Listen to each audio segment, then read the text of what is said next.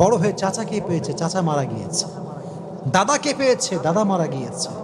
মাথার উপরে বট বৃক্ষ ছিল তার স্ত্রী খাদিজা, সেও মারা গিয়েছে। একটা মানুষ আর কত হারাতে পারে? একটা মানুষের সবচেয়ে বড় জায়গায় তো হচ্ছে আব্বা এবং মা। যার জীবনে বাপ মা নাই তার জীবন তো কিছুই নাই, তার পুরো জীবনটাই তো কষ্টে ভরা। নবীজি জন্মের আগে চলে গিয়েছে বাবা, জন্মের পরে চলে গিয়েছে মা, চাচা হারায় গেছে, দাদা হারায় গেছে, বিয়ে করেছে নিজের স্ত্রী খাদিজা, যে সমস্ত সম্পত্তি নবীর পায়ের সামনে বিলীন করে দিয়েছে ইসলামের জন্য, সেও মারা গিয়েছে। নবী কখনো আল্লাহর কাছে অভিযোগ করেন না যে আল্লাহ আমি তো তোমার নবী, তুমি তো আমার আল্লাহ, তুমি আমায় কেন কষ্ট দিচ্ছ? নবীজি কমপ্লেন করেন নাই, সবরের পরিচয় দিয়েছে। He was patient in every kind of situation.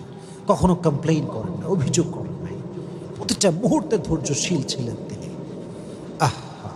তায়েফের ময়দানে যখন নবীজি দাওয়াত দেওয়ার জন্য গেলেন কাফেরদেরকে, সবাই আপনারা ঘটনা জানেন, তা দাওয়াত অ্যাকসেপ্ট করলো না।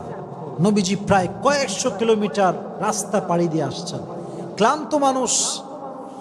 উনি বললেন, তায়েফবাসী শোনো, তোমরা যেহেতু আমার দাওয়াত গ্রহণ করলে না, তোমাদের কাছে আমার অনুরোধ, তোমরা মক্কায় খবরটা ছড়িয়ে দিও না। যদি মক্কার কাফেররা জানতে পারে তাহলে আমাকে জুলুম করবে। কাফেররা কে কার কথা শোনে?